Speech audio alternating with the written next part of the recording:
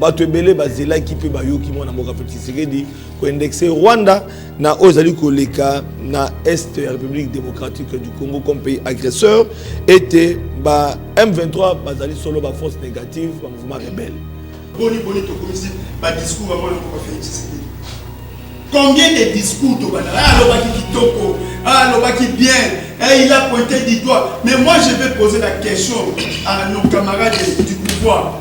Où est la diplomatie agissante au Bango Balobela Biso matin midi soir. Maintenant moi mboka Félix Tshisekedi azali kolela se kolela na ba discours na ye. Azali kolela se kolela na ba discours na ye. Soko moni na lati elamba rouge. La rouge parce que depuis Félix, carte rouge. Mais Félix Tshisekedi na régime ne ya la kisi na nation mobimba keno Joseph Kabila bande ko bloquer. FCC famille politique à Joseph Kabila ne bande ko bloquer. Lelo na ko bloquer. Nations Unies papa. Nazo kende kuna papa. Nabi siko nanya ko bloquer. Lelo ko mi Rwanda, lelo ko mi Kagame. Voilà on quitte de Joseph Kabila de FCC tokomi et komi de Kagame na Rwanda. Aujourd'hui là Tango, M. Félix a Koloba, qui nous regardez l'ennemi. L'ennemi c'est le Rwanda. Alors, on a oublié de dire que Tango Mokonzazo pour assurer l'intégrité en Bokate, c'est-à-dire c'est lui le problème. Tango, M. Tulomba Koloba, qui nous ennemi Nabiso. Oh, quoi, Bundisa Biso, ça va rendre. La tali na photo, na copie na Google, là, comme on a maman Denise, là, pour la photo, na moi, c'est pour Kagame. Ngabi, mais eux, comme ils sont le Cameroun. Balkanisation, dans les occasions. Ceux qui m'ont envoyé Félix Tshisekedi. Et loko etikali na biso ba kongomani espoir na biso za peuple congolais espoir ya biso eza kozala sima ya ba FRDC na biso donc lelo obo monsieur Félix atika ko kendeke ko lobaka toujours ko plénicher que non regardez moi les Rwanda pona nini mboka lokola Congo e ko banda kaka kolela ka libanda kolela kaka président Félix Tshisekedi ne s'assume jamais. Merci. Diplomatie, il y a M. Félix, il y a diplomatie, il y a Djololo, il y a Bololo. Et là, comment on peut faire c'est que la Kosala, ils allaient démissionner. Et là, comment on a un carton rouge.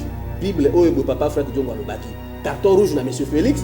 Barolongola, honorable Franck Diongo d'abord. Nengenini, Yemoko, Azali fondateur, cofondateur na ye, Chaloupa, Akoufa.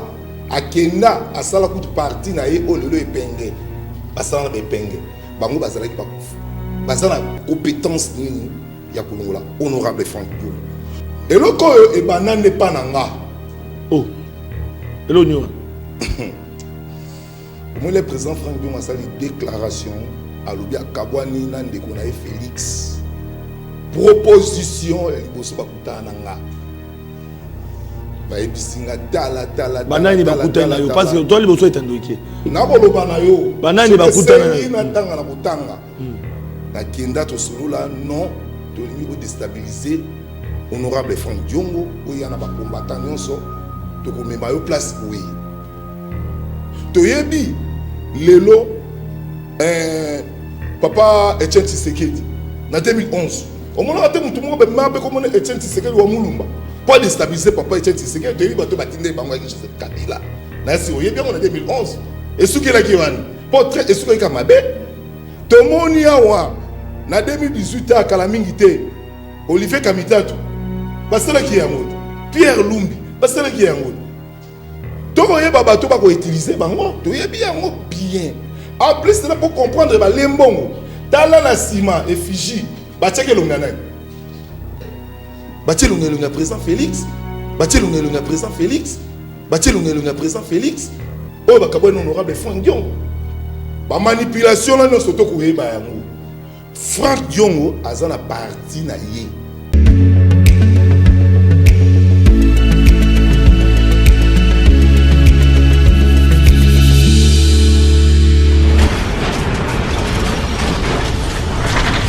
Ma Mission TV, le miroir du monde.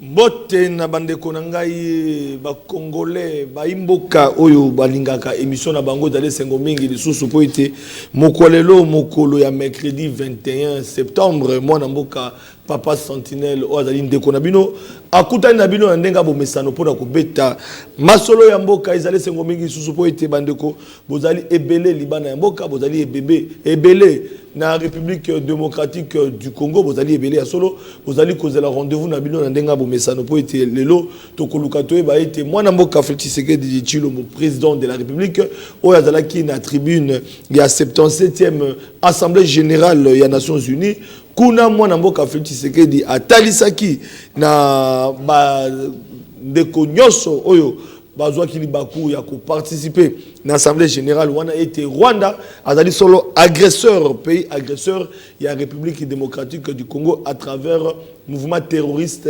M23 kasi oyo azali ko sala pasi comme on a été na ngambo ya Nations Unies na ngambo ya ONU secrétaire d'État américain mwana mboka Anthony Guterres a kotalisa solo été bango bazali na makokite ya ko neutraliser M23 pour être M23 azali na minduki bazali na ba armement sophistiqué et ko sala passe to komi tout na lelo yo to komi tout na lelo États-Unis à travers toki koloba lelo ONU akoki ko banga M23 pour être azali na mandoki lelo M23 force négative autokobenga mouvement rebelle lelo ba komi armée moderne bande ko balandi et ko bangi sa Nations Unies to komi ko banga bande ko balandi to ibiti to kende wapi to ko beta masolo est-ce que moi na mboka Félix Tshisekedi était à la hauteur devant ba homologue naye devant conseil nation devant ONU pour atalisa ya solo pasi o ba kongole bazali komona surtout nde bande ko na kufa na est que Rwanda oyo to ko benga o to zali ko benga lobi ba frère mais ba kunyoko la biso to ko beta masolo nango pour ete ko sala pasi soki lelo yo ONU lobi ete ba ko kokate ko neutraliser M23 pour te M23 azali lelo armée moderne bande ko balati bolanda ki dédoublement toki koloba bokabwani crise na kati ya mouvement lumumbiste progressiste ya Franck Diongo bolanda ki mokolo ya le 19 parce que c'est ba été mokolo 19 septembre ezalaki mokolo yo bande ko MP bazako kanisa ba kondo ba kufaka mokolo ya le 19 septembre 2016 et ça là qui 6 ans mokolo ya le 18 il y a un certain dimanche basangisaki bato na terrain ya Masina wapi na Changu batalisa ki était ya solo singale ko kanisa bango mais ba kufaki pour ete ba répondre ki na carton jaune ya Sphinx limité bato ba komituna et bongwani et comme crise na kati ya MLP toyoki na kati ya MLP ba membre ba cadre ya MLP ba bengani Franck Diongo to komituna lelo yo to kosuka wapi mais na grande surprise mokolo lobi papa Santé Zalaki wana to landa ki pe déclaration il y a exclusion il y a 4 membres il y a MLP ba oyo ba les cas qui ni qualité ni titre pour na suspendre Franck Diongo wana zali maloba ya bande ko ba sa déclaration beaucoup landa nyoso na kati mission donc dossier du jour il y a mokolalo ils a dit dossier oyo zali ko lekana MLP Franck Diongo débat na biso comme annoncé ba imboka mokolo les cas qui était to ko poursuivre ngo lelo to ko zala na Nestor qui parla moto oyo zali molobeli ya PPRD na kati opposition Bruno Mimbenga oyo azali molobeli ya nouvelle élan ya Adolphe Mozito Patrick Makanga oyo azali molobeli pe moko ya bakambi na kati AFDC ya Bati Lukebo pe mwana mboka Armand Mukulu oyo azali pe molobeli ya Union Sacrée pe moko bakambi na kati ya CCU ya la mère Mende ndenge na lakaki bino débat na bino bozala motema pio tozali ko banda yango dans quelques 15 à 20 minutes le temps tosi disa na invité na biso oyo tokolobela dossier du jour le temps que ba invité nyonso ba koma na plateau nous notons déjà la présence de Nestor qui parle à moto, nous notons la présence d'Armand Mukulu et de Bruno Mimbenga. Patrick Makanga, Akimito à AFDC, Bandeko Bolanda Biso. Boye Bisaye Kotikali na 15 minutes au plateau parce que le lo ezali combat ring, Bandeko Babe ba okimate le lo bakoloba. Sengé baloba, wa koya tese ka kimi. Donc Patrick Makanga seka zali Bandeko boko lokaye nano akomi na installation te.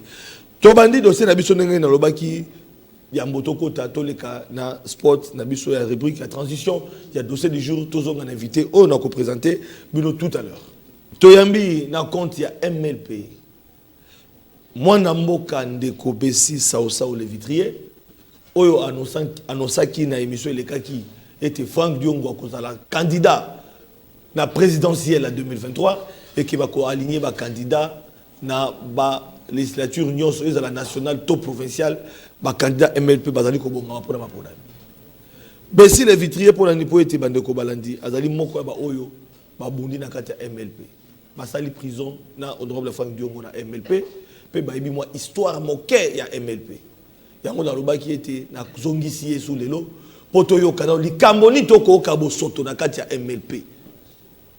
Moi na mboka besi le vitrier na pesu na mbote pe boyi malamu ozalaki na Congo central tango yo kikake yindi obaluki na nzela oyemba mbango lobi papa Santine sengena loba mbote mbote belé ndeko Flavien na pesi d'abord mbote belé na honorable Franck Diongo héros vivant idole na ngai a pesi mbote belé na pesi yo mope mbote na zalaki na Congo central tango na moni buzoba oyo bandeko ba kenda déjà ba lobby esenga ki ngamoko na kita sur le terrain na expliquer ba peuple likambo ngo bazalaki banani baza banani balingi ba uti wapi po bayoka vérité pe na kosenga na bango soki ba kozala na mikolo kosenga basala débat to ya to sala débat to ba nani akoloba vérité na misu da bato na. Donc vous allez déterminer même s'il faut débat contradictoire na comité oyo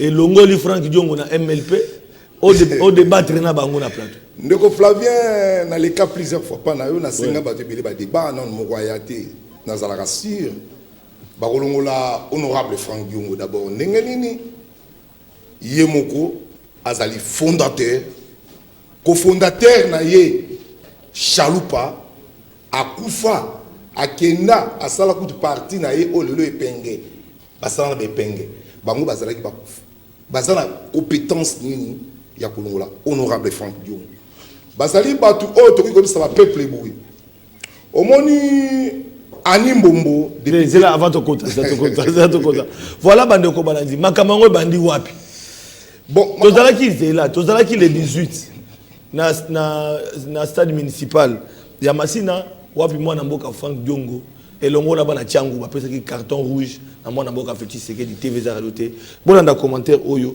e bongo tozonga bon mona place makambo ebandaki.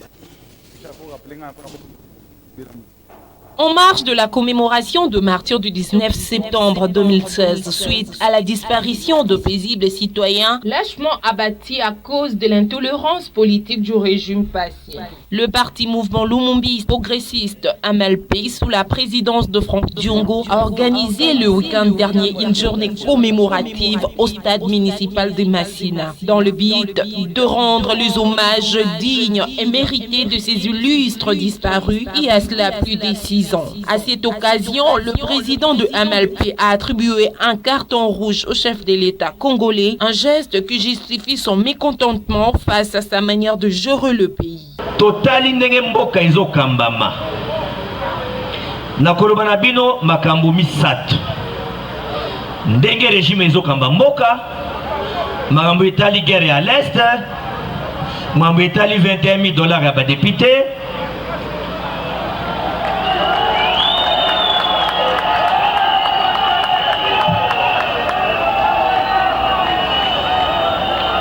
Makambo ya ba élection. Mambo etali ndenge mboka ezo kambama. Comme disciple à Papa Tshisekedi.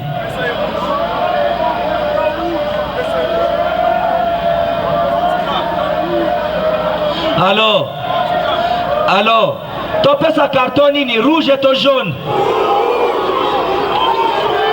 Topé sa carton ni rouge et to jaune. Alors, rouge pour l'interprète Tshisekedi. Notons que cette situation aussi révolutionnaire que tragédique a fait l'objet de plusieurs activités politiques du pays. Ceci pour rendre à ces martyrs les hommages dignes de leur combat.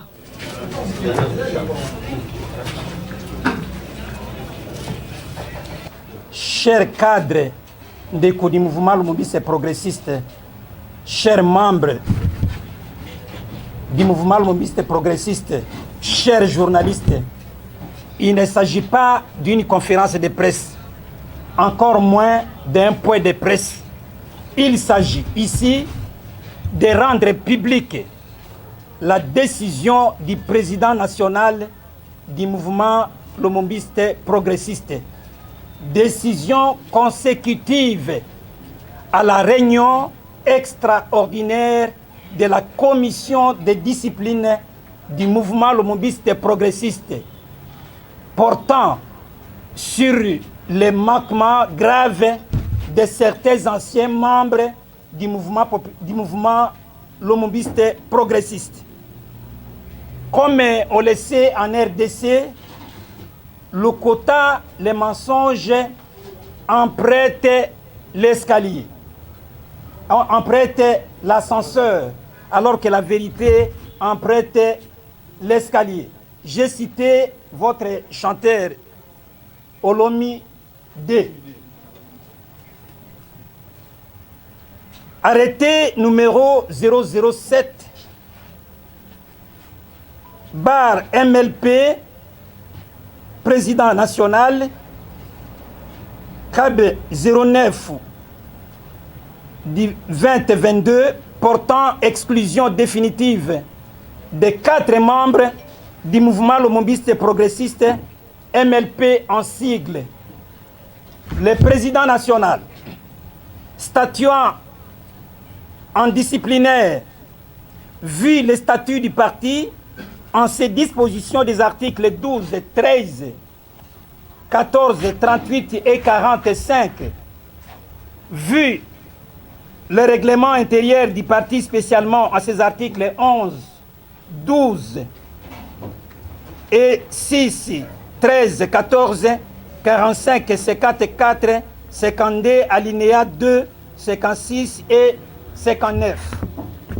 Vu l'ouverture de l'action disciplinaire et sa fixation en procédure de flagrance devant la commission et les conseils disciplinaires à charge de Opi Mapuya, Diawini, Bienveni Ekofo, Bola, Guillet Fundi, Annie Mbombo, tous membres effectifs du mouvement lomombiste progressiste. Vu la convocation des précipités par voie téléphonique et leur refus de comparaître devant la commission et conseil de discipline, siégeant en procédure de flagrance en ce 20 septembre 2022. Attendu que les préqualifiés sans titre ni qualité d'engager les organes du parti, mais à dessein de nuire à l'honneur et à la réputation de celui-ci et ses animateurs, se sont illustrés en date du 19 septembre 2022 à travers les réseaux sociaux et les différentes chaînes audiovisuelles émettant au pays, notamment Top Congo, Bossolo Napolitique, RTNC et j'en passe, par des déclarations tapageuses et infondées faisant croire à l'opinion d'avoir suspendu le président national du mouvement lomombiste progressiste. Attendu que ces faits gravissimes reprochés aux précités sont constitutifs de manquements, notamment de hautes trahisons, le refus d'exécuter les instructions. Attendu que ces faits gravissimes reprochés aux précités sont constitutifs de manquements, notamment de hautes trahisons, le refus d'exécuter les instructions ou de s'acquitter de ses responsabilités.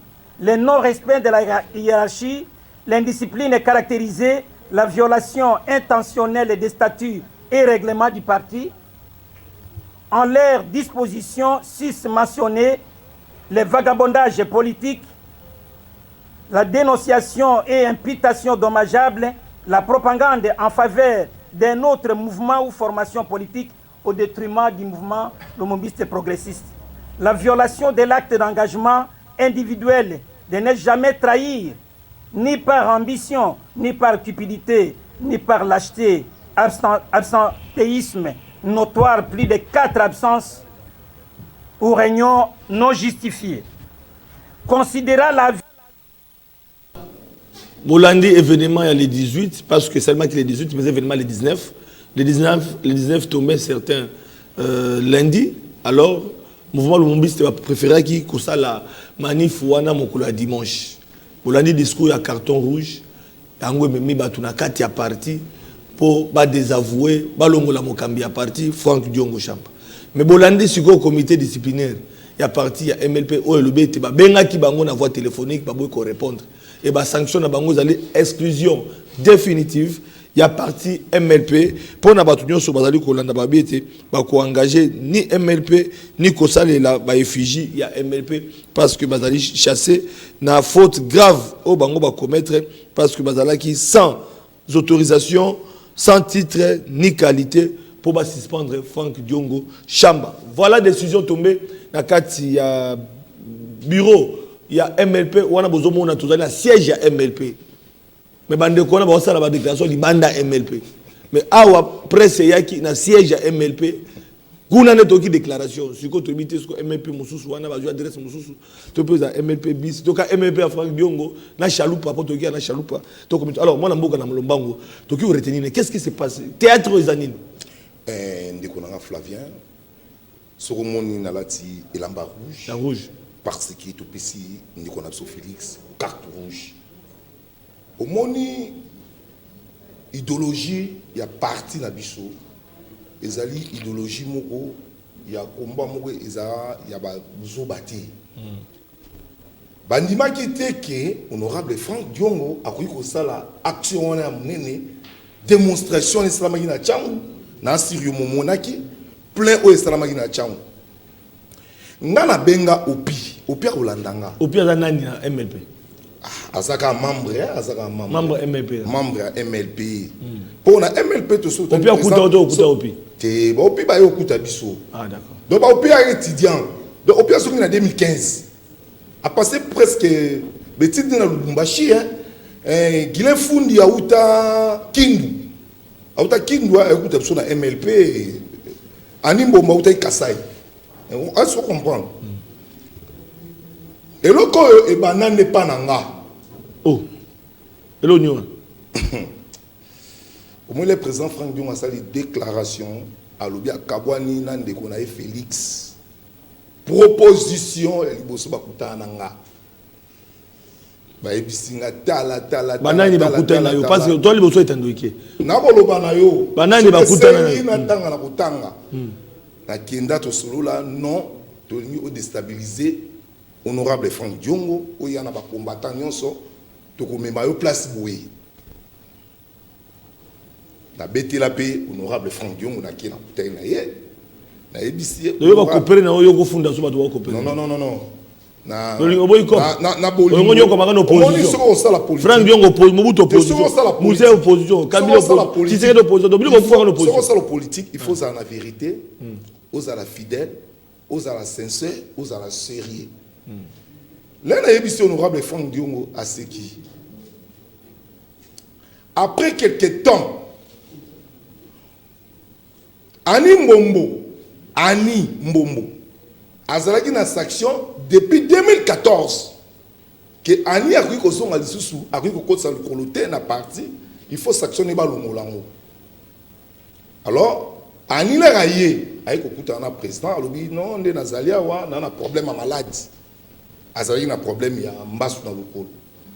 On a il y a vérité sur la tête mbaye na plateau. Non, muto idenga zati. Ngana kena bengi masamba. Garçon mo moni kota ici de la faille. Bureau na liboso. Garçon mo ateka ka sans wana. Ye wana masamba. Aya bando traité. Là on traité ngas que to betane lisolo. Ah tala makamna kuta na ngo boy. Yo ka propos na ye. Ngai kutu na ko sepela na ngote to kabwana. Biso so to ko kende. Aloba o esenga ki aloba. Ngai na kenda ko bisango honorable Franck Diongo. Ngam na funda yo ani. So ko yebite. Expliquer honorable tala boy. Un moment opi mampuya. On a des déclarations. Guilin ça directeur à cabinet. Guilin d'abord président de la Kazaïno en prison. Guilin va bengana qui est la président. Parce que Guilin va rester la double jeu. Guilin. Donc Bandakala. Abada j'ai on a depuis Kala. Pour il y a ça à ça qu'on a DGDI. Est-ce que vous comprenez?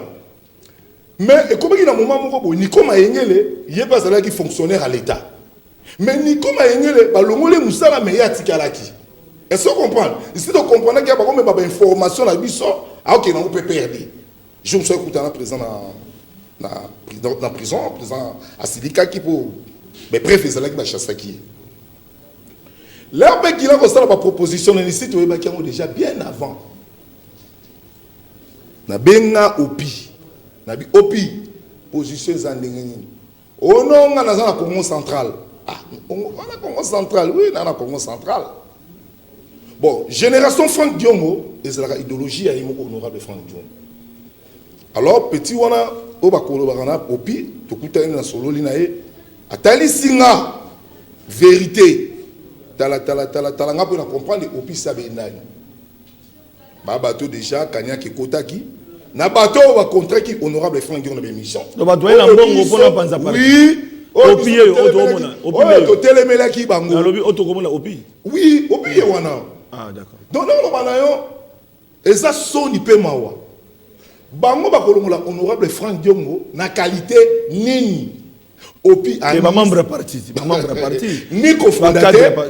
Mais surtout lundi, président honorable Franck Diongo, secrétaire général professeur Louata, adjoint Miange, il y a la qualité ni. Bana qualité. Aza la qualité té, bon directeur à cabinet, oza la qualité ni. N'habitez ce qui va la qualité ni. En plus, c'est là pour comprendre que les mbongo, tala la ciment, effigie, bâtike l'ongana. Bâtike l'ongana, président Félix, oh, bah, kaboué honorable Franck Diongo. Tala ba propos na bango. Donc, bango biso sito, au moins pas toi. Alors, c'est que bango ba panzi MLP. Bango be wasa MLP bis to pe bango ba bengana bino ba Franck Diongo. Biro na bango ça. Pour honorable Franck Diongo ni to ba wasa na bureau. Enfin na bureau na. Azana bureau. Azana bureau. Yemu ba benganya za. Trésor tout le monde est normal. Trésor tout le monde est normal. Mais au pire, vous avez ensemble. Oui, au pire, on a eu. Il faut que tout le monde ait trésor. Il y a bien. Comme tout le monde a TVT. Trésor, tout le monde est normal. Tu as dit, Lélo, papa Etienne Tshisekedi, en 2011. Au moment où tout le monde a dit, comment Etienne Tshisekedi ou Moulumba. Pour déstabiliser papa Etienne Tshisekedi, tu as dit, tu as dit, tu as dit, Kabila. On est bien en 2011. Et ce qui est là, pour très, et ce qui est là, Tomoni awa na 2018 à Kalamingité Olivier Kamitatu basala ki yango Pierre Lumbi basala ki yango toko yeba bato ba ko utiliser bango to yebi yango bien donc basala bango elo côté basala impact mon côté yo longo la président Franck Diongo na qualité nini yemoko fondateur yemoko mta futa kabilo ko nyoso ba loyer ba bureau ba siège nyoso ya ye bon bala ki ça et bon écoute toi. Les personnes qui font des presse, il faut pas l'accès. Biso pe biso tous ali. Bilo bo sali pour des presse bo nomi sac 4. Neti bola est pas même inane. Mettre bola no monia est pas même inane. Muta memi Guilain Fundi. Alors pour terminer to retenir ni pour Kabwa. Ba congolais ba sala mité makokita.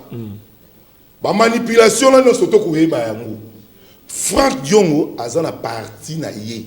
Donc au moins ni parti wana fondateur nango ezalaka Franck Diongo azana bureau na un enseignement o ya linga kini ko mona ye donc bango wana bato ba koloba bazana impact moko ata muki ete yango bo bengali bango définitivement to bengani bango ngako dans loba même sous balobi po si to bengana bango depuis kala ah bon ani to bengani depuis 2015 ayebi sakine kena na ngamba triomphal ani ayebi aki secrétaire permanent to bengana kala telaka bato to bengana basali bio na bango. Mais qui est déjà to bengana yi. Pour te mettre des gens qui traitent. On se comprend. Bon la sto bengana ka bango. Mais si ko ni nani opinion ta sala qui en fonction. Ba ke ba benani pour ba déstabiliser. Pour business to sala na idéologie. Au moins il y a la MLC. Tout le monde a qui loaka, il passe qui MLC na ye. Est-ce que vous comprenez? Mais souka ngo souka ki ay ko longola ngo. Le lo to ko lo bako parti ni ngezali boy. Leader à leader. Tout le monde a les 12 parlementaires. Mais tu sais que les gars leader. Merci. Ataba koti, ataba lobby. Et là, comme on est Congolais, ça la calme. Nous avons honorable Franck Diongo. Azalité, parti ezali ko fonctionner bien. Merci. Makamuno c'est ça kimia. Merci beaucoup Namon Mboka Opi avec qui on s'est entretenu pendant 20 minutes ndena lakaki. Obengo Opi pourquoi? Neko Bessi. Toto tala ba photo Opi. Donc Nayami Neko Bessi ça le vite. Et là on est ça bateau. Il faut bien Jésus Christ a cela qui oncle et oncle nani Judas qui oncle Jésus. Mais a trahira Jésus. Est-ce que vous comprenez? Pierre a cela qui te dit mais a résisté il est là. Dans l'évangile, Pierre Azali. Depuis ce soir, on va Pierre. Merci. Ah, d'accord. Merci beaucoup. Voilà, à présent, Tozo Kende. Na débat na bisonné na lobaki autour il y a discours il y a Mokozambo Kafé Tshisekedi na 77e assemblée générale il y a Nations Unies pour na ONU wapi a indexa ki Rwanda pe atali ça qui était pas na biso ezali koko ba sengeli implication topé ya communauté internationale pour être Congo et Kenya kimia donc tozali ko kabonana de ko mettre Bessi ça le vitrier à travers élément oyo ya sport oyo ya dossier du jour comme ça nazo ya m'inviter na ngai pour un débat contradictoire comme annoncé bango so bakoki na banzi tozo le kasi ko na débat na biso ko balandi débat la mi notre baki to ko poursuivre ngo avec les 4 invités bango yoso enfin ba komi pour être to poursuivre le débat na biso to baki était Félix Tshisekedi Tshilombo le président de la République azalaki na tribune des Nations Unies na 77e assemblée générale pour atali sa solo makambuzali ko leka na mboka bato ebele bazela ki pe bayoki mwana mboka Félix Tshisekedi ko indexer Rwanda na ozali ko leka na est ya République démocratique du Congo comme pays agresseur était ba M23 bazali solo ba force négative ba mouvement rebelle bolanda ki yango mais likambo sa su ba kongomani pasi ko ka secrétaire général d'État américain ko tali ça été ya solo na ngambo ya ONU na ngambo ya MONUSCO bazali incapable ya ko mater ya ko neutraliser M23 pour ba comme lelo armée moderne bazana mando qui sophistiqué bango ba kokokate to kosuka wapi toyambi mwana mboka Patrick Makanga tuzane na plateau mwana mboka Arba Mukulu toyambi mwana mboka Bruno Mimbenga toyambi Nestor Kipala Moto débat na biso ouvert ne bomoni bango nako banda na Armand Mukulu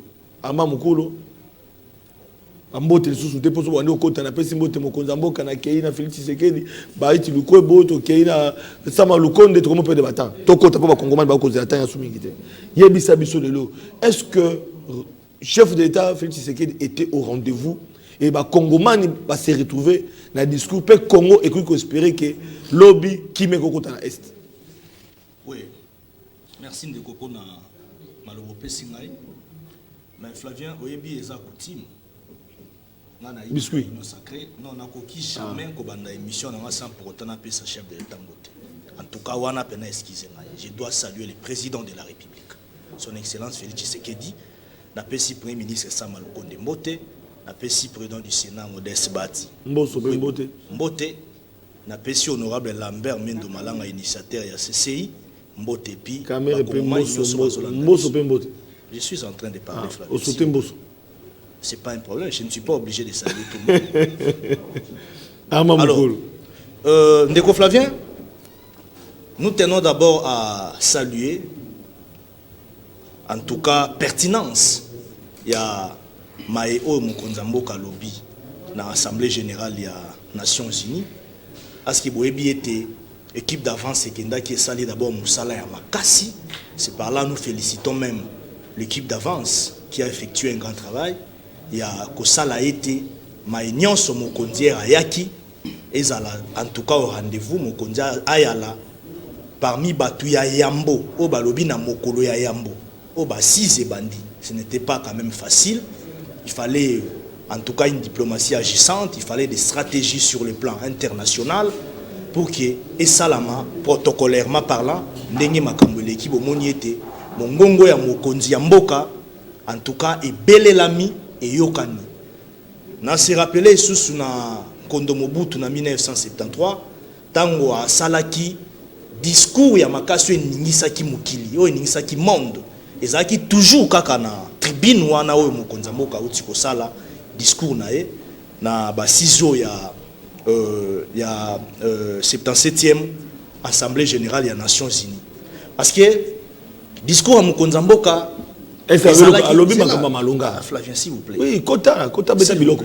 Discours à Mukonzamboka, ezaki discours moko bien orienté vers la première priorité autozanango leona mboka o ezali agression ya est.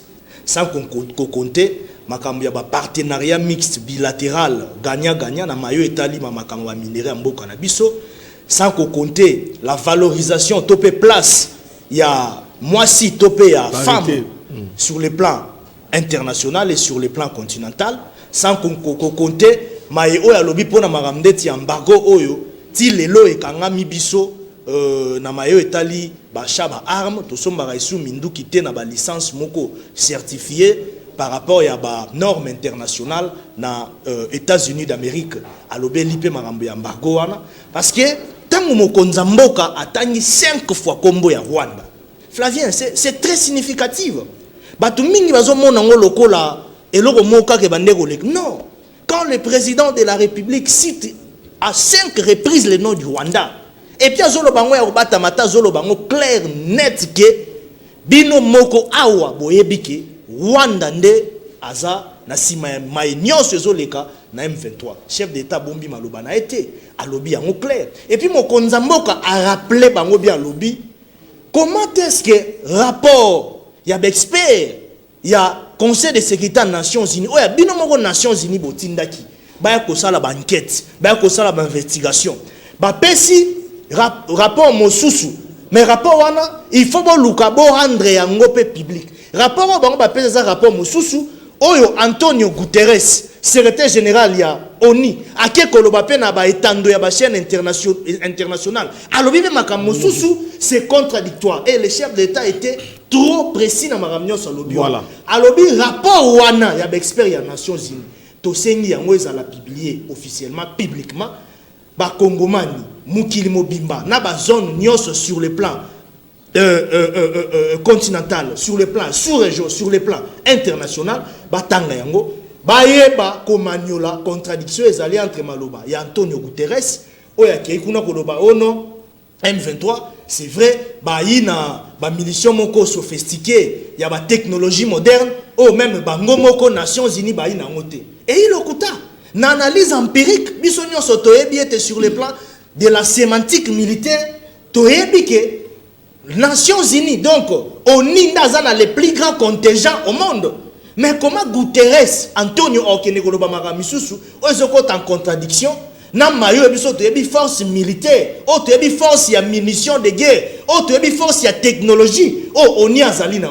Donc ça veut dire tout simplement que voilà. Na mukili ya lelo, voilà. Monde entier à comprendre que Félix Tshisekedi a Matisi Mongongo nae pona qu'on fait remarquer complicité à Mabé, oyo communauté internationale, notamment Nations Unies, donc Conseil de sécurité des Nations Unies, à Inango, na Rwanda. Parce que Rwanda, lelo, sur le plan, il y a géostratégie mondiale, Aza pays catalysé, Aza parmi les pays où Aza sous-traité na communauté internationale, Aza sous-traité na ba grande puissance pour être facilité ba tâche minéraux na biso o biso toza nango awa. Sous-sol na biso riche tozana ngo awa et que na travers bango po ebimaka ba tetaka yango kuna bazwaka ba dividende proportionnel économique et profitaka bango basala ka mai o bali ko sala pa komaka toujours de plus en plus fort puissant biso toza toujours akokita. Merci. Et donc c'est maintenant un problème du patriotisme et c'est sur le Kambia Tshisekedi te.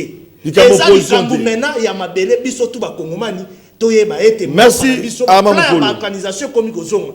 Et c'est sous des moments Toyoki obeti biloko Toyoki obeti biloko Toyoki obeti biloko makasi Toyoki Nestor qui parle à moto peut perdre opposition politique na banzi cette fois-ci opposition politique Nestor qui parle à moto okondima ke mokonza mboka a été à la hauteur et que à défendre Congo où ils allaient agresser par ba Rwandais na ba instrument na bango M23 et que le ONU, à travers Antonio Guterres, a colossé moté que le M23 est comme armée moderne et que bango bazana makokite Nations Unies makokite robundana M23. Yo na banzi be côté wana na banzi likamba mabele okokumi ça fait Tshisekedi le malo bepana. Papa Sentinelle, merci pour l'invitation. Merci pour débattre dans la kasi tokutani sous les lois sur demande de la population Papa Sentinelle, merci pour Joseph Kabila Kabangi. Congo. Un véritable garant, un bon fonctionnement de l'institution. Pour assurer l'intégrité territoriale et s'assumer dans tout ce qui se faisait.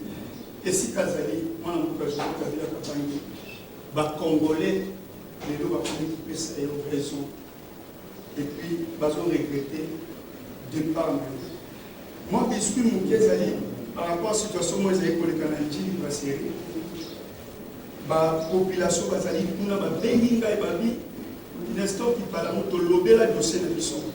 Tozali na état de droit ou pas, parce qu'il y a un colonel na Congo ya Boseko, na un pasteur église kimbanguiste, na un pasteur église kimbanguiste, je pense, le pasteur Wawa, Bazali pour s'aimer des autres dans le site ya Njili Brasserie, ba chef coutumier ba tekela batu mapangu kuna batu batonga mapangu bakoma kovanda kuna, mais colonel wana na passé bazali impliqué bameli basoda moko kuna bazali kobuka bandampe batu ba porte batu.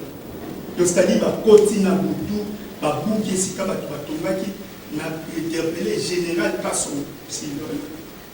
Ezali situation moko peuple dit libre serré na maman Mobutu cité maman Mobaye ko souffrir Papa Sentinelle. Ba loger ba policier mon kuna au lieu ba sécuriser population ba komi ko semer terrain kuna na cité maman Mobutu kuna. Alors il est grand temps pour déloger Papa Sentinelle. Au moins ceux qui m'ont qu'à la lobby et qu'on va partir la vraie jeunesse. Les gars tous et qu'on va faire terrible Papa Sentinelle. Tokumi ce discours, boni tokumi ce discours à moi on va faire ici. Combien de discours tu vas ah l'obaki kitoko, ah l'obaki bien, il a pointé du doigt. Mais moi je vais poser la question à nos camarades du pouvoir. Où est la diplomatie agissante au Bango Balobé la Rabiso matin, midi, soir. Maintenant, moi, je vais faire ce que je dis. Azali kolela, c'est kolela na ba discours na ye. Oh. Moutoye la biso Kagame na mentir, a dit c'est notre frère. Parce que tant que Joseph Kabila tike là moi na mboka. Tu ne pas le bien que la kisa qui boni. Oui, la kisa qui le bin de moi na mboka Joseph Kabila Kabange tango atikeli ndeko na ye bokonzi atikelaki quand na convivialité moko ya malamu atikelaki na diplomatie o ya ba valeur ya malamu mais Félix Tshisekedi na régime ne ya la kisi na nation mobimba que non Joseph Kabila bana ko bloquer FCC famille politique à Joseph Kabila ne bana ko bloquer lelo na ko bloquer Nations Unies papa nazo kende kuna papa nabi siko nani akomo bloquer lelo komi Rwanda lelo komi Kagame. Voilà, on quitte de Joseph Kabila de FCC, Tokomi et Komi de Kagame na Rwanda. Parce que tant que mon consensus pour assurer l'intégrité en Bokate, c'est-à-dire c'est lui le problème. Et là, comment on va faire c'est que la grosse salle, ils allaient démissionner. Pourquoi? Parce que l'intégrité territoriale en Bokate soit mise en danger. Bah encore il a signé na Batouana. Quels sont les accords qu'il a signés avec les Rwandais? À qui il faut faire adhérer Mboka dans le pays de l'Est? Par conséquent, signons surtout Wana. Et nous sommes la Mboka. Mais les lots diplomatie agissante, Nations Unies, M23, Zali na armement Moko Eleki na ONU. Est-ce que Zali normal? M23 a continué à y parce que l'état de siège est Zali.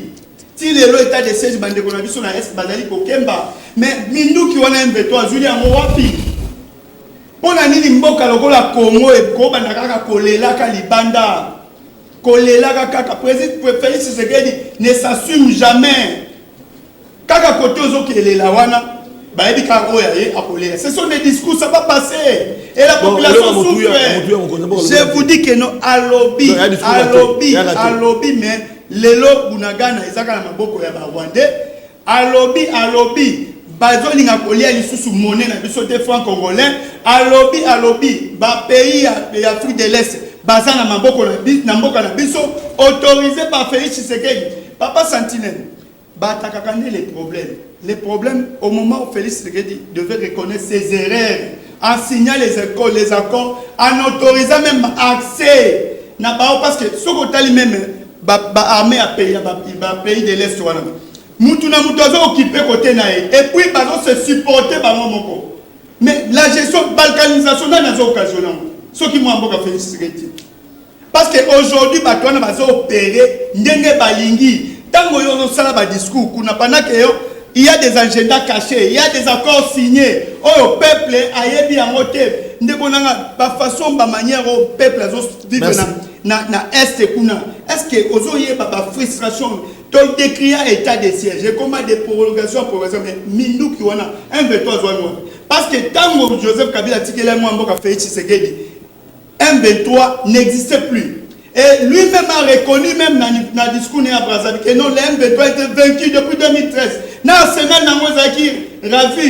Mais Boni, dans l'état de siège, Boni, dans la diplomatie agissante, M23, il y a combien de Mindou qui collèguent quand même ONU. Mais maintenant, tant qu'on pète au lobby, tant que moi, Joseph Kabila, à son époque, il y a des gens MONUSCO progressivement. On a prêté l'étation à Joseph Kabila. On a dit Kabila ça MONUSCO parce qu'il veut s'éterniser au pouvoir. Mais aujourd'hui, Bozoluka, Naloki Asali discours Mokwabino Sangana. Est-ce que tu Sangana va traître?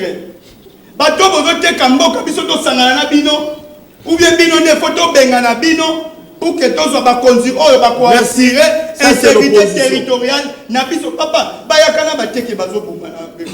Est-ce que le gouvernement a un rapport? Qu'est-ce qui se passe au juste dans est-ce que vous imaginez qu'est-ce qui se passe au juste? Tout ce qui se passe dans le régime, moi, je suis Félix Tshisekedi, des autres en désordre. Et le problème pour les Congolais, c'est Félix Tshisekedi. Voilà, Patrick Makanga. Au discours, on va aller où avec les discours? Union sacrée, mon corps AFDC. Hollandi, opposition politique représentée dans le PPRD dans le plateau. Alors, bien, Félix, discours, c'est lui le responsable. Alors, bien, Kabila, mais le c'est la Rwanda. Azoko kate senga démissionner malobé pana. Matondo mingi ndeko Flavien na malobo pesi nangambu nangai. Et puis na kopesa mbote na bandeko tobe babengi na lopoto ba co-débatteur nangai ya mokolo ya lelo. Mbote nangai epa ya population ya ekolo Congo ba bavandi ba Olanda biso. Et puis mbote nangai pe longonia na mokonzi mboka Félix Antoine Tshisekedi Tshilombo.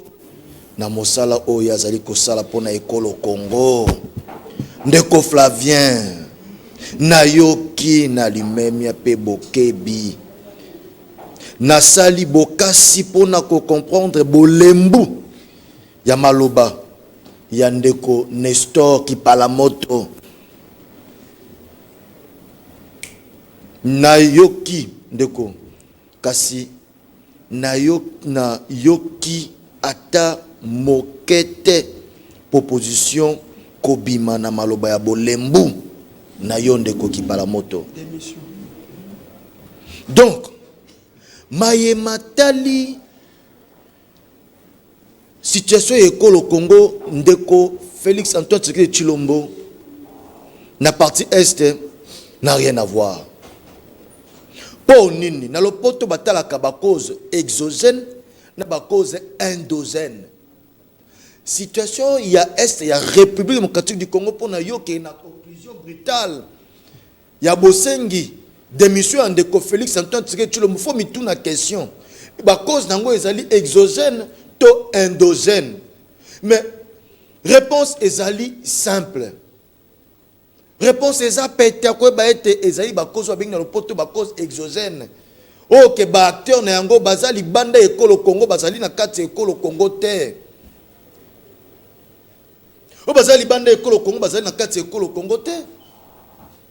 Nango ye ndeko mokonzi mboka tango akei yo zo benga ngo discours moko ya pamba pamba obengi ngo discours moko ndenge yo leolobi mobosani ete na tribune wana ba ekolo nyonso ba oleka ba opesa situation ekona bango bazali bazo ko composer bazaba membre ya Nations Unies ezalaki esika esengeli mokonzi ya mboka ya koloba kosala l'état de situation ya mboka et puis kopesa position ekolo Congo. Soki débat ezalaki sérieux tolingi nde tobeta masolo ya fond ya communication ya ndeko mokonzi ya mboka momona ete ndeko ama mukulu abeti lisolo a placé déjà ba jalon ya fond ya discours mais yo na nebité soki ozalaki na ekala o mela moi kopo na ebité so landaki discours pour ne permettre de préparer émission na ebité au lieu okota na fond ya maloba ndeko mokonzi ya mboka yo tika ya libanda ok na biloko moko boye jusqu'au point il y a qu'à justifier Rwanda que ça ne sert à rien mokonzi ya mboka a pointé du doigt et pas à Rwanda. Tant qu'on dit que FCC Zaki blocage, le comme Rwanda blocage, ça veut dire que FCC Zaki blocage, Rwanda pas à blocage. Donc FCC Zaki blocage, Rwanda Zaki blocage. Oh, on a le que même par rapport à l'expert en Nations Unies, Rwanda n'aime pas ça, c'est même 23. Donc on a même qu'on contredit rapport avec l'expert en Nations Unies. Yo za expert en nyonsologue. Ok, mon Congolais nyonso sérieux. Ba portaka Congo na kata motema na bango. Tant bavanda ki na etandoke ba olanda mokonza mboka oloba. Ba mona ki nda azaki okwana eti communicateur ya ba Congolais nyonso. Nga mo tina ku biso to le kasu na TV zite. Mokonza mboka azaki communicateur ya ba communicateur ya ba Congolais nyonso parce que Congolais nyonso esika il était calme quand nambala liboso ok te mokonza mboka makambo na kata monoko na ye eza makambo ngai Congolais na lobaka oki kimia moto kana kata ya motema ya boyoki moto azakolo makambo ya azoloba na niveau o ya ko mate yango omona mto zana ba député na mto zana ba pandisango nde to mona ba communicateur de fois ya que Maloba Naé ont représenté des millions de personnes. Ne makamboza ki lobby. Problème yeko le Congo est à promouvoir na baki na poto exogène. De telle enseigne que lobby mokonzi mboka na Maloba Naé il a peint un tableau et puis a montré que la République démocratique du Congo est victime il y a complot sur le plan international. Oyo na situation wana na koyebisa ote tokotanga ndeko Kabila te. Tokotanga ndeko Félix Antoine Tshisekedi Tshilombo te tokotanga bakonzi mboka ekolo Congo te parce que complot wana esami na niveau ya likolo mokonzi mboka oti ko étaler yango parce que motuno yo falo tuna oloba keno état de siège ezali ndenge nini to lolenge kani M23 a commis sophistiquement armé olotuna motuna wana il faut donc comprendre que ba maintenant biso na embargo na ba exception. De telle enseigne que, pendant que Bisso Toza sous embargo, n'a pas mesure restrictive, Rwanda a co-alimenté M23. A co-alimenté M23. Parce que, oh là là, c'est là qu'on a discipline dans plateau. Parce que, armée congolaise, même en 2016, Toza a mesuré à combattre M23. Toza a mesuré.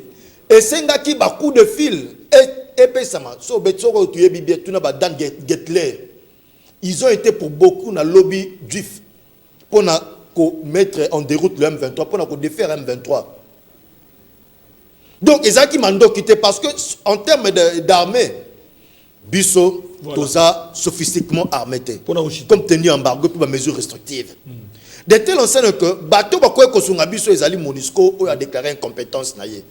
Oh, na maloba incompétence ya MONUSCO ezali ko renforcer thèse ya complot international. MONUSCO ba que notre profiter na temps ko maintenir de ce soi-disant na mission moko ya kimia.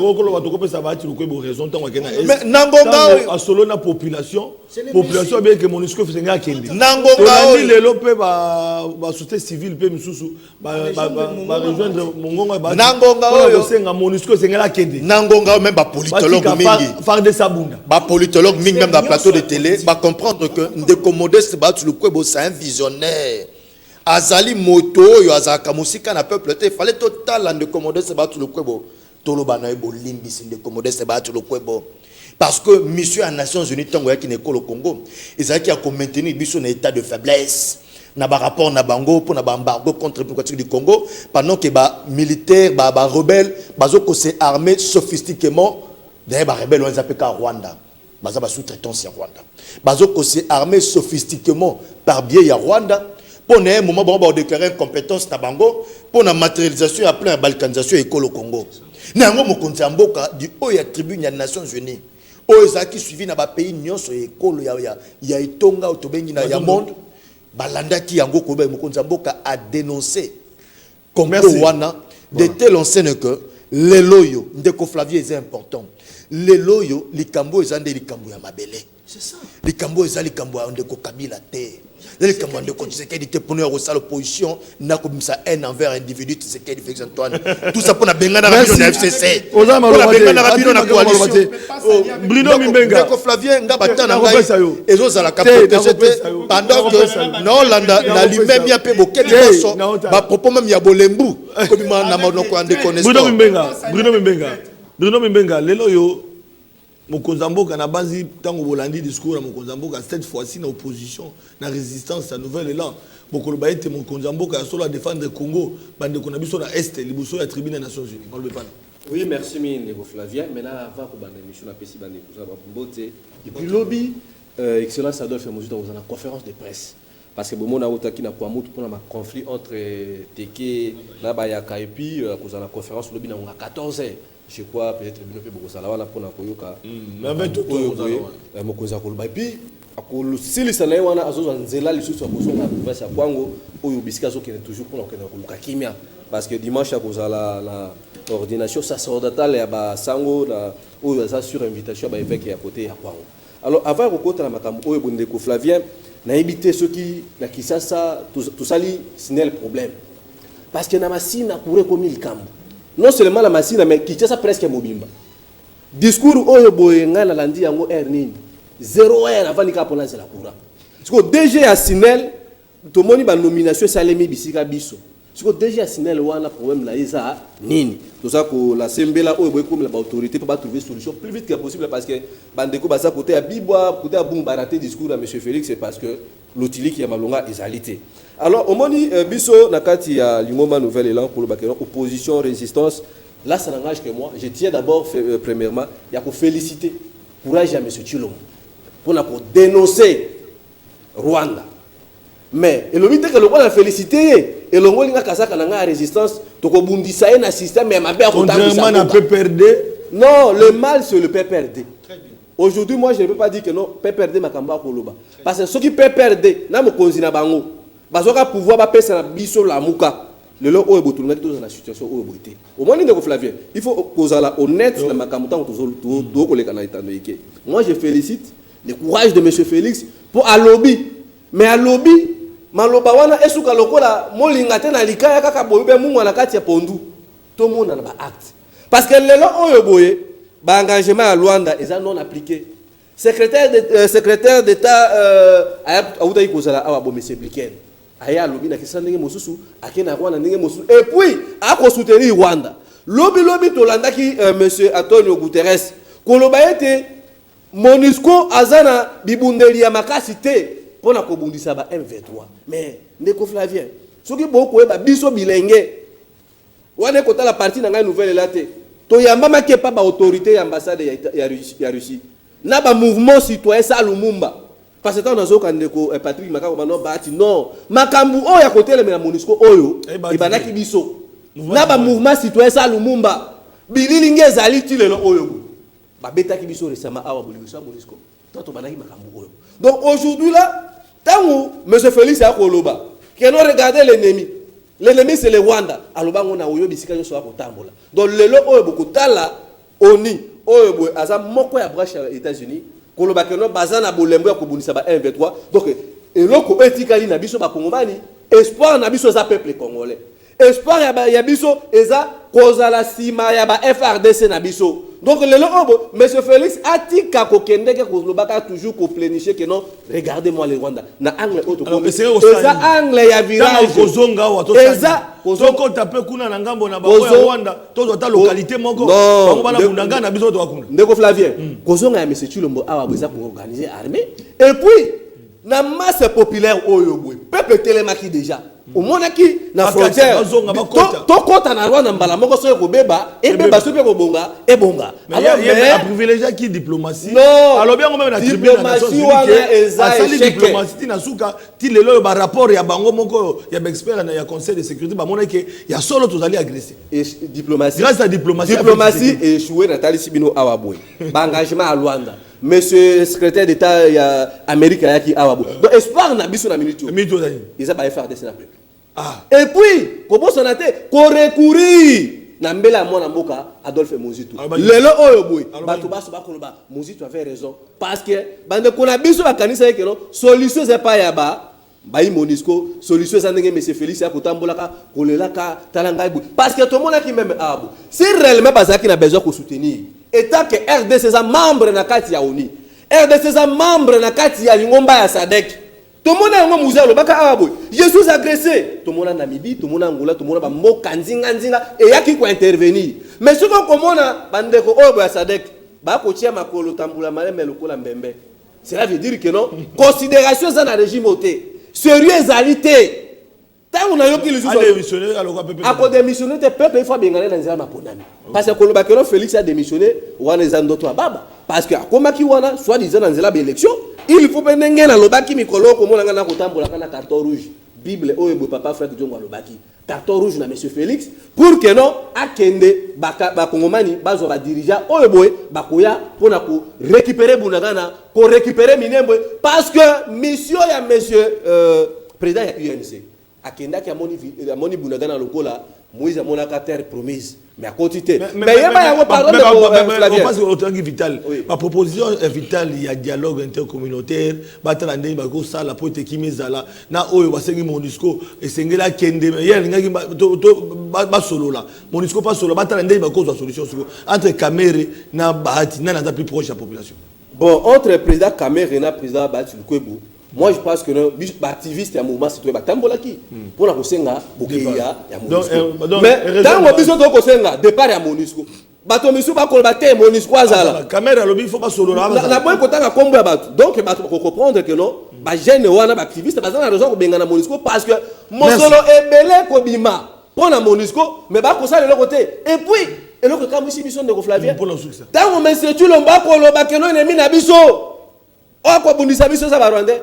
La tali na photo na koti na Google na komona mama Denise ako kanga photo na mosi ya Paul Kagame ngabi me oyo komi sur le Cameroun donc lelo oyo boye moi je pense que non peuple congolais partout là où nous sommes il faut ôter ma porte sauver mboko yango na boka mo ate ndenge monsieur Félix aux États-Unis kozonga na ina kozonga Vital Kamerhe awa na Kinshasa bokoyoka ba ko convoquer loko moko awa boye pona ko senga ko intégrer ba M23 wana pona ko calmer bango parce que mission Kamerhe ki na Bunagana eza yango wana ko calmer ba M23 ba oyo baza na politique ba civil au monde ba ko ba poster awa ba oyo baza na kati armée okomona bango pe ba kozwa ba fonction tous se trompent parce que monsieur Félix a lobby oui il a bien parlé et puis il camboya passe nous avons vu le président de l'Union africaine il a cité les Zimbabwe il a cité quelques pays asali mation na bamboka obo bazana ba problème sécurité mais atikali kotanga kombo ya RDCT oyo boye ba kongomani ba ko kufa o ba ko violer ba maman na biso oyo boye lelo bunagana na minembwe ba lobeka yango soute cela démontre que non diplomatie il y a monsieur Félix et eza diplomatie il y a jololo il y a bololo oyo ko senga peuple congolais na mikolo etikali muke tokende na maponami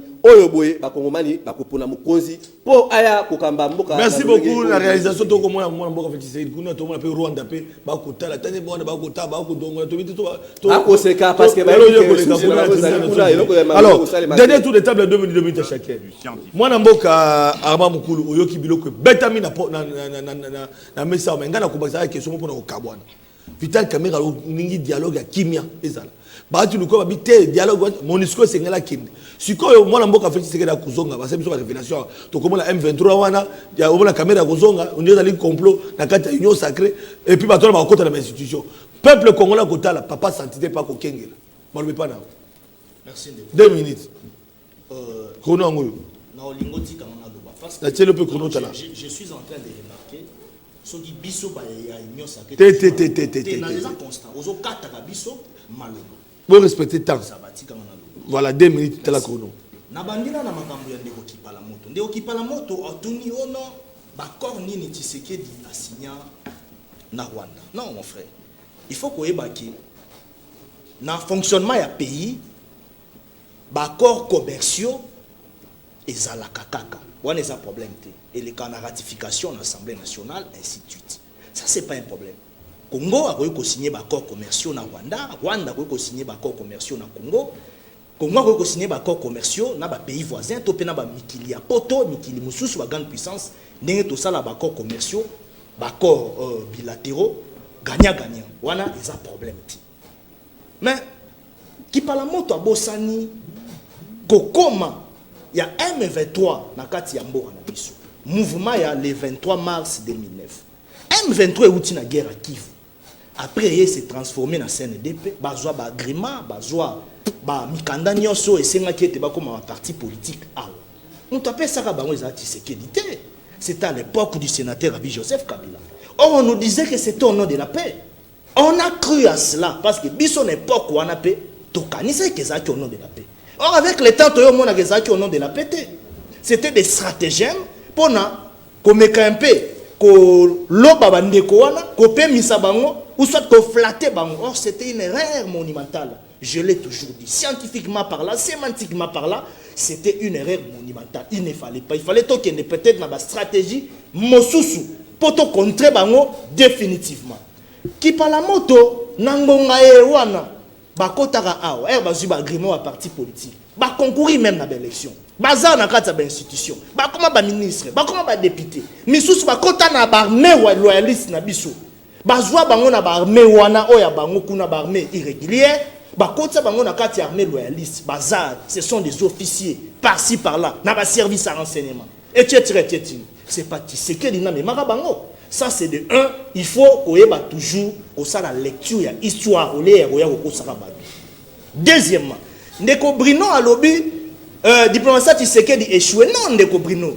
C'est la raison pour laquelle aux hommes on a eu la confusion sur le plan communicationnel, sur le plan politique, sur le plan international et côté. C'est grâce à cette diplomatie-là de Tshisekedi.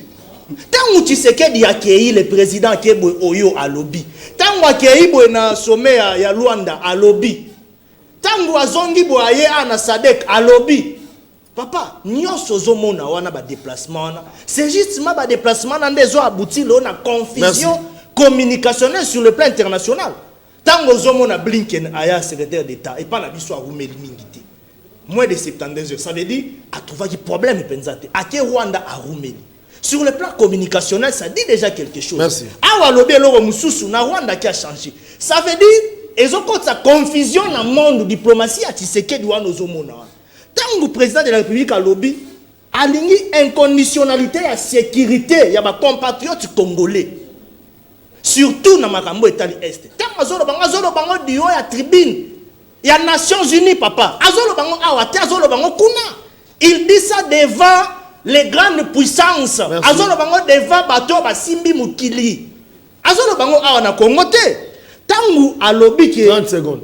Tango à lobby par exemple à sali plaidoyerie pour na makambi ya ba sanction o ezalaka ya biso ti lelo ya mbako. Voilà. Et à lobby yango kuna. A lobby yango ka pona biso te. Azoloba yango na esika oyo esengeli ndenge Patrick alobaki. C'est là où il devrait parler. Alors, Ndeko, il faut toyeba. Merci. Ndenge nazo insister nazo loba. Voilà. Boyi. Makambo o etali makambo ya agression à est ezali kambo kaka ya régime Tshisekedi. Ezali kambo ya FCCT, ezali kambo la Mukate, ezali kambo CCT. Merci. Quand on nous dit si c'est la pardon nazo. L'histoire qui parle. Non non, aux 3 minutes. Nazo cité. Aux 3 minutes. Pardon. Et monsieur aussi il est 7 minutes va dire ba kabola. Aux yo moko 4 minutes. Synthèse à mukena cité. Makanga pa koloba. Te nazo sisa.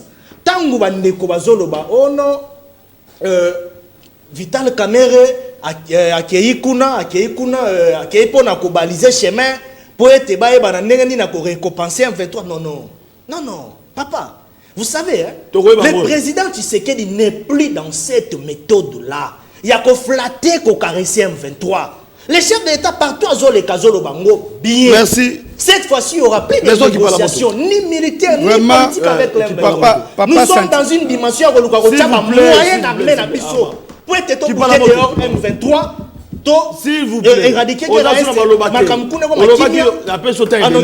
diplomatie. Donc c'est ça. Papa Sentinelle, je pense que non, tant d'antenne, on a 2 minutes. Ndeko nangai Patrick Makanga, Armand Mokulu, Tolinga Congo. Bozo soutenir Félix Tshisekedi. Ok. Mais depuis qu'il a commencé sa gestion, est-ce que Okoki Kolakisa biso que non, na domaine boye Félix Tshisekedi alingi mboka nae, ezo avancer pe réussite ezali. Toke le côté armé.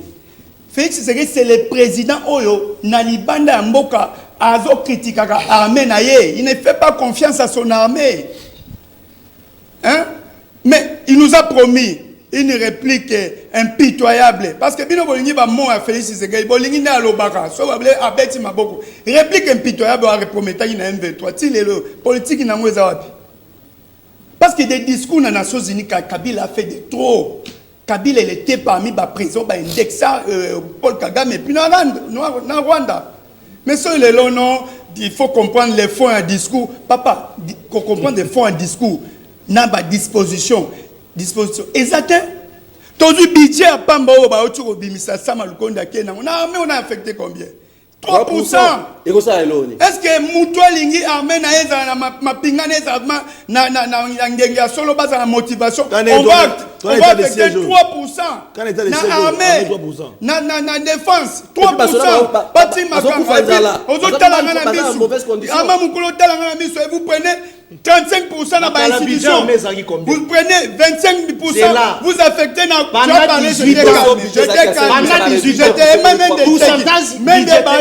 c'est pas un problème. Alors laissez-moi parler. Budgétaire d'armée. 300 millions. Ce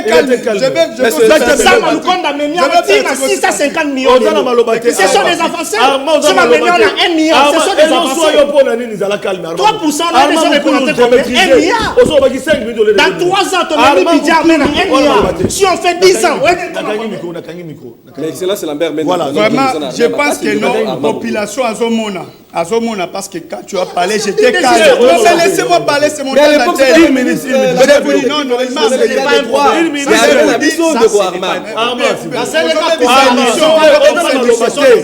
Armand, aux armes malobate, tu respectes public d'opinion. Arrêtez à 600 millions. 300 millions. 300 millions, là 650 millions. 300 millions et comme ici c'est millions pendant 3 ans. On va te laisser parler. Comme 1 milliard. Donc ce sont des avancées. Mais vous n'avez pas occupé. On va te laisser parler. Nous sommes en train de débattre. On va comprendre les faiblesses. Tu respectes la mission n'a pas. Parce qu'il a soit fait à moi. Non, si non. le moment d'accueil, vous n'avez pas la parole, monsieur. Armand Moukoulou, Armand, pardon. On va 5. Beaucoup misaka biso ba discours à Félix Tshisekedi. Mais en réalité, en termes de réalisation, na côté à défense mbokane, politique yako sécuriser mbokane, eza vide, eza le côté. Boya kate ko flata ba congolais awa. Ba discours, il était président de l'Union africaine. Politique il n'est mboke bénéficiaire. Aujourd'hui, il est président à SADC. Même koko pays ils ont pendinga bazoya koko soutenir était mon ami a parlé dans le discours il y a président de l'Union africaine. Il n'a pas fait allusion na RDC qui est agressé par les Rwandais. Et pourtant vous nous dites ici que non, il y a une diplomatie agissante. Bozo mona gana Ukraine Ukraine agressé par la Russie, mais ozo mona ndé ba Nations Unies ba pays nyonso ezo se mobiliser. C'est-à-dire Makele lobo tchanu na Makele ataboche Makele. Personne ne va vous regarder parce que vous n'avez pas une bonne politique pour votre pays. Merci beaucoup. Nous voulons que nos 2023 merci. On doit mettre fin au régime à Félix Tshisekedi.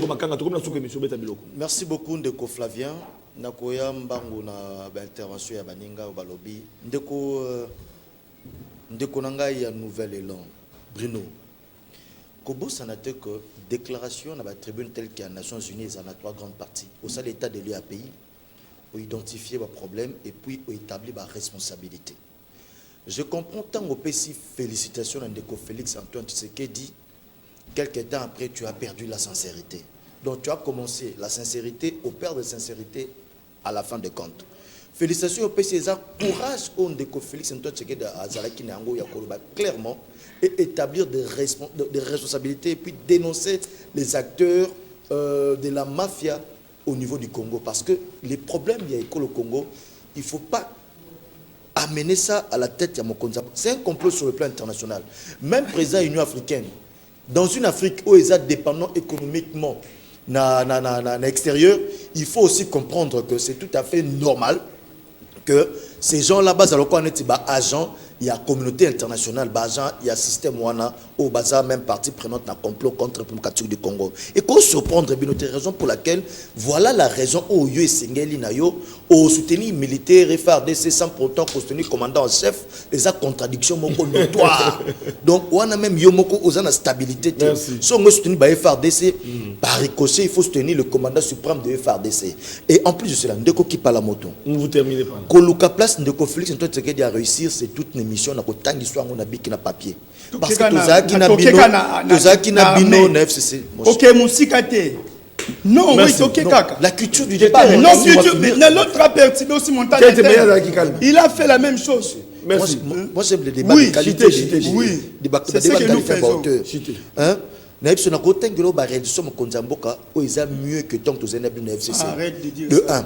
Oui, des deux, il ne faut pas 3% faire confiance. Nabidja 14 milliards. 3%. À Kokaka, à 14 milliards, vous avez Malobana Isaka Mosika, na Maloba la population.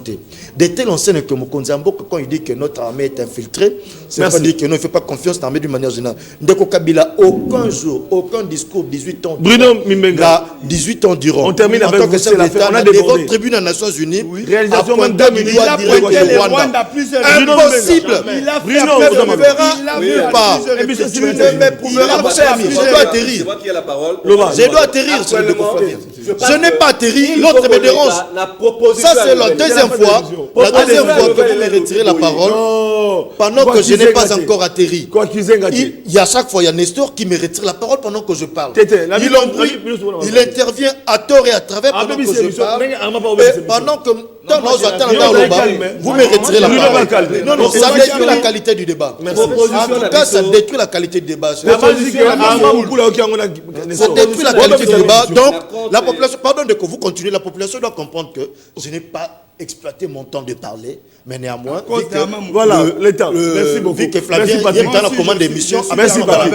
Merci Patrick. Mais c'est décevant. Voilà, c'est décevant. Proposition d'abisso nouvelle. Non, on peut baisser, monsieur. Pour que nous soyons respectés. Dans la caméra. Tomanai koyebisa ko pesa même malako et pas yande kuchilongo. Kolobakeno au même moment, ozobimisa plus de 2 millions ya ba voyage ya ba pepo. Eux ont produit kobimisa mbalo malongate. Zwaka lisusu temps pour préparer armée. Donc diplomatie on va ndekula biso bazolo ba awa. Et cette diplomatie o epesi mbuma ya malongate. D'où il faut kozala na économie makasi. Vous aussi tout premier ministre, il a doté armée là, à tout armée la budget.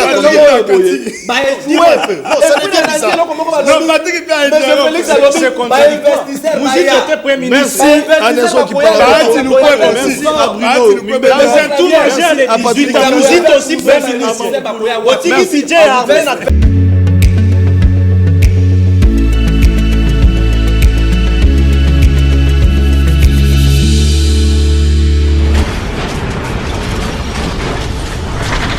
Ma mission TV, le miroir du monde.